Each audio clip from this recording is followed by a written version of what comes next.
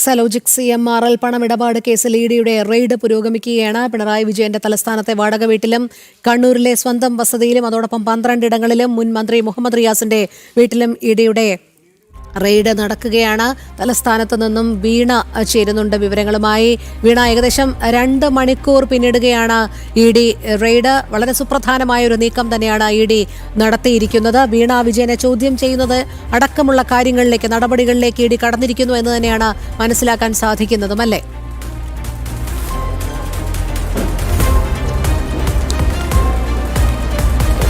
തീർച്ചയായും രോഹിണി, 2 വർഷത്തെ പ്രധാനപ്പെട്ട കേസാണ്. മുഖ്യമന്ത്രിയായിരുന്ന കാലത്ത് പിണറായി വിജയന്റെ മകൾക്കെതിരെ ഉണ്ടായ പരാതി, അതിൽ ഗുരുതരമായിട്ടുള്ളൊരു സാമ്പത്തിക ഇടപാടുകൾ, ആ സാമ്പത്തിക ഇടപാടുകളെ തള്ളിക്കൊണ്ട് പലതവണ മുഖ്യമന്ത്രിയും പാർട്ടിയും ഒക്കെ രംഗത്തെത്തിയെങ്കിലും ഇഡി പിടിമുറുക്കുമ്പോൾ പിണറായി വിജയനും CPM-നും ഉത്തരം പറയേണ്ടി വരുമെന്നുള്ള കാര്യത്തിൽ സംശയമില്ല.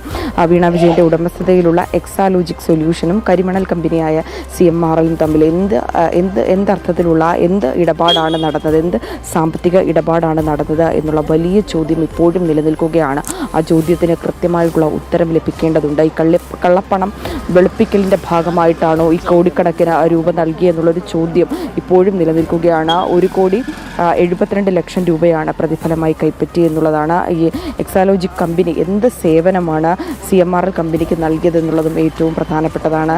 ഈ IT-യുമായി ബന്ധപ്പെട്ട് നിൽക്കുന്ന എക്സാലോജിക് കമ്പനിക്ക് ഈ കരിമണൽ കമ്പനിയുമായി എന്ത് തരത്തിലുള്ള ഇടപാടാണ് നടന്നത്, ആ ചോദ്യങ്ങൾക്കൊക്കെ വലിയ തരത്തിലുള്ള ഉത്തരം ലഭിക്കേണ്ടതുണ്ട്. ആ ചോദ്യങ്ങളൊക്കെ ബാക്കി നിൽക്കുന്ന സാഹചര്യമുണ്ട്. ഇഡി ഇടപെടുമ്പോൾ അത് വലിയ തരത്തിൽ ചർച്ചയാകുന്നൊരു സാഹചര്യമുണ്ട്. പലയിടങ്ങളിൽ ഇഡിയെ സംബന്ധിച്ചിടത്തോളം ഇഡി ഇത്തരത്തിൽ കേസുകൾ അന്വേഷിക്കുമ്പോൾ, ഇതുമായി ബന്ധപ്പെട്ട് പരിശോധന നടത്തുമ്പോൾ ഈ കേസുമായി ബന്ധപ്പെട്ട പലയിടങ്ങളിൽ ഒന്നിച്ച് തന്നെയാണ് ഇത്തരത്തിലുള്ള പരിശോധന നടത്തുന്നത്. അല്ലെങ്കിൽ അന്വേഷണത്തിൻ്റെ ഭാഗമായി ആ കേന്ദ്രങ്ങളിലൊക്കെ ഒരേ സമയം തന്നെയാണ് വിവിധ ഇടങ്ങളിൽ പരിശോധന നടത്തുന്നത്. ഈ കേസിലും സമാനമായ രീതിയിൽ തന്നെയാണ് ഇഡിയുടെ നടപടികൾ പുരോഗമിക്കുന്നത് എന്നുള്ളതാണ്. 12 ഇടങ്ങളിലാണ് ഇതുമായി ബന്ധപ്പെട്ടുകൊണ്ടുള്ള പരിശോധനകൾ നടത്തിക്കൊണ്ടിരിക്കുന്നത് എന്നുള്ളതാണ്. തിരുവനന്തപുരം ബേക്കറി ജംഗ്ഷനുള്ള പ്രതിപക്ഷ നേതാവും മുൻ മുഖ്യമന്ത്രിയുമായ പിണറായി വിജയന്റെ വാടക വീട്ടിലാണ് 2 മണിക്കൂറോളമായുള്ള പരിശോധന നടക്കുന്നത്.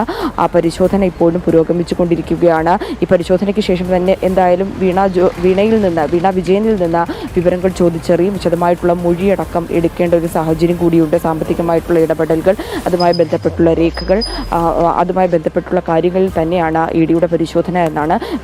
വീടിന് ചുറ്റും മുഴുവനും ഇഡി ഉദ്യോഗസ്ഥരെയാണ് ഇഡി ഉദ്യോഗസ്ഥരകത്തുണ്ട്. ഒപ്പം തന്നെ മറ്റു ഉദ്യോഗസ്ഥരടക്കം പുറത്തു നിൽക്കുന്ന കാഴ്ചയാണ് കാണാൻ കഴിയുന്നത്. പലപ്പോഴും മുഖ്യമന്ത്രിയായിരുന്ന സാഹചര്യത്തിൽ, പിണറായി വിജയൻ മുഖ്യമന്ത്രിയായിരുന്ന സാഹചര്യത്തിൽ മകൾക്കെതിരെ ഇത്തരം ഒരു കേസ് വരുമ്പോൾ അത് രാഷ്ട്രീയ ആരോപണങ്ങളാണ്, അല്ലെങ്കിൽ അത്തരത്തിലുള്ള ആരോപണങ്ങളാണ്, അല്ലെങ്കിൽ തനിക്ക് നേരെയുള്ള ആക്രമണങ്ങളുടെ ഭാഗമായി പടച്ചുവിടുന്ന ചില കള്ള കേസുകളാണെന്ന തരത്തിലൊക്കെ പാർട്ടിയും ഒപ്പം തന്നെ പിണറായി വിജയനുമൊക്കെ പ്രതികരണം നടത്തിയിരുന്നു. ചില പത്രക്കുറിപ്പുകളും മുൻപ് ഇറക്കിയിരുന്നു. അതൊക്കെ നമ്മൾ കണ്ടിട്ടുള്ളതാണ്. പക്ഷെ പ്രതിപക്ഷത്താകുമ്പോൾ, പ്രതിപക്ഷ നേതാവ് എന്ന നിലയിൽ വലിയ തരത്തിലുള്ള, അല്ലെങ്കിൽ ഈ തിരഞ്ഞെടുപ്പിൽ വലിയ തരത്തിലുള്ള പരാജയം സംഭവിച്ച് ലോസ്റ്റ് ടൈമിൽ നിൽക്കുമ്പോൾ ലഭിക്കുന്ന ഇത്തരത്തിലുള്ളൊരു നടപടി, അത് പിണറായിക്ക് കനത്ത പ്രഹരമായിരിക്കും എന്നുള്ള കാര്യത്തിൽ സംശയമില്ല.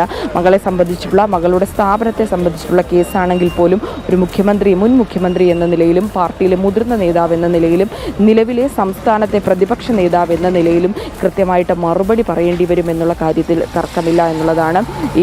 ഇത്തരത്തിലുള്ളൊരു തുക വാങ്ങുമ്പോൾ, അതായത് 1 കോടിയിലധികം രൂപ വാങ്ങുമ്പോൾ, 1,72,00,000 രൂപ വാങ്ങുമ്പോൾ അതുമായി ബന്ധപ്പെട്ട് ഉള്ള ഇടപാടുകൾ, ഒപ്പം തന്നെ അതിൻ്റെ പണത്തിൻ്റെ സോഴ്സ്, അത്തരത്തിൽ ഇടപാടാണ് നടത്തിയത്, അല്ലെങ്കിൽ ഒരു സേവനം എന്ന രീതിയിലോ, അല്ലെങ്കിൽ വേറെന്തെങ്കിലും ഒരു രാഷ്ട്രീയ ബന്ധം എന്നതിൻ്റെ അടിസ്ഥാനത്തിലോ, ബിസിനസ് പരമായിട്ടുള്ള കാര്യങ്ങൾ എന്നതിലുപരി മറ്റ് ഇടപാടുകളാണോ നടന്നത്, വഴിവിട്ട ഇടപാടുകളാണോ നടന്നത് എന്നതും ഏറ്റവും പ്രധാനപ്പെട്ട കാര്യമാണ്. അത്തരത്തിലുള്ള ആരോപണങ്ങൾ പലതവണ ഉയർന്നു വന്നതുമാണ്.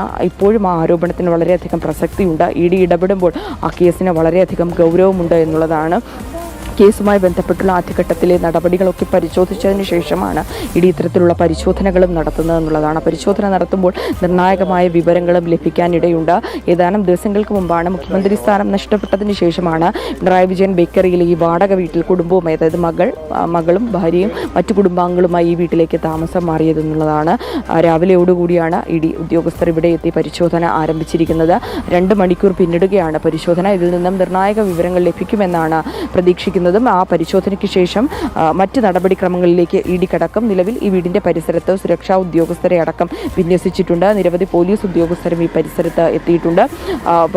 വരും മണിക്കൂറുകളിൽ വിശദമായിട്ടുള്ള ഒരു പരിശോധന വാടക വീട്ടിലടക്കം, പിണറായിയുടെ വാടക വീട്ടിലടക്കം മറ്റിടങ്ങളിലും തുടരുമെന്നാണ് നമുക്ക് മനസ്സിലാക്കാൻ സാധിക്കുന്നത്. എന്തായാലും ഇത് ഈ സാമ്പത്തിക ഇടപാട് എന്താണ്, എന്തിൻ്റെ അടിസ്ഥാനത്തിലുള്ള സാമ്പത്തിക ഇടപാട് എന്നതാണ് ഈ കേസുമായി ബന്ധപ്പെട്ടുള്ള പ്രധാന ചോദ്യം. അതിലാണ് ഇനി ഉത്തരം ലഭിക്കേണ്ടതും. രോഹിണി.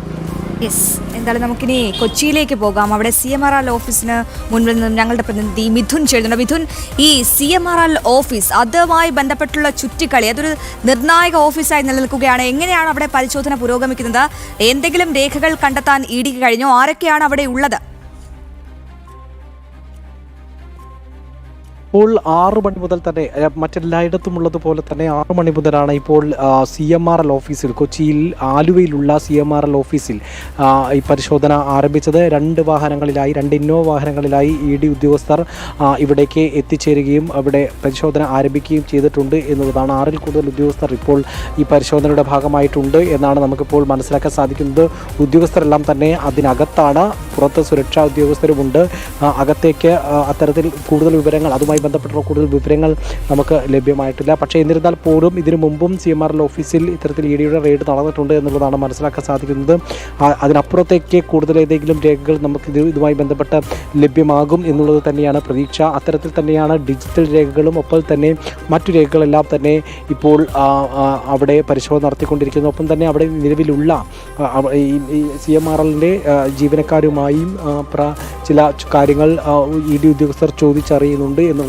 ഇതോടൊപ്പം തന്നെ ആദ്യഘട്ടത്തിൽ നടത്തിയ പരിശോധനയ്ക്ക് ശേഷം ഇതിൻ്റെ അന്വേഷണം, ഇ ഡിയുടെ അന്വേഷണം മുന്നോട്ട് പോയിരുന്നു. അതുമായി ബന്ധപ്പെട്ടുള്ള ചില പുതിയ വിവരങ്ങളും ഇ ഡിക്ക് ലഭിച്ചിട്ടുണ്ട്. ആ രേഖകളിലെ കൂടി മുൻനിർത്തിയുള്ള കാര്യങ്ങളായിരിക്കും ഇത്തവണത്തെ പരിശോധനയിൽ ആരായുന്നത്. ഒപ്പം തന്നെ ഇതുവരെ നടത്തിയ അന്വേഷണത്തിൻ്റെ കൂടി പശ്ചാത്തലത്തിൽ കൂടിയായിരിക്കും തുടർന്നുള്ള പരിശോധനകളെല്ലാം തന്നെ നടത്തുന്നത്. അതുകൊണ്ട് തന്നെ കൂടുതൽ സാങ്കേതിക വിദഗ്ധരടക്കം ഇതുമായി ബന്ധപ്പെട്ടുള്ള ഇ ഡി സംഘത്തിലുണ്ട് എന്നുള്ളത് തന്നെയാണ് നമുക്ക് മനസ്സിലാക്കാൻ സാധിക്കുന്നത്. അതിൻ്റെ ഇതുമായി ബന്ധപ്പെട്ട്, അതായത് ചില കമ്പ്യൂട്ടറുമായി ബന്ധപ്പെട്ടും ലാപ്ടോപ്പുമായി ബന്ധപ്പെട്ടുള്ള രേഖകൾ പരിശോധിക്കുന്നു എന്നുള്ളത് തന്നെയാണ് നമുക്കിപ്പോഴും മനസ്സിലാക്കാൻ സാധിക്കുന്നത്. ഇപ്പോൾ പരിശോധന തുറന്നുകൊണ്ടിരിക്കുകയാണ്. കൊച്ചിൻ മിനറൽ ആൻഡ് റൂട്ടൽസ് ലിമിറ്റഡ് എന്ന CMRLൻ്റെ ആലുവയിലുള്ള ഓഫീസിലാണ് ഇപ്പോൾ പരിശോധന നടത്തുന്നത്. ഏറ്റവും നിർണായകമാണ് ഇവിടെ നടക്കുന്ന പരിശോധന എന്നുള്ളത് തന്നെയാണ്. കാരണം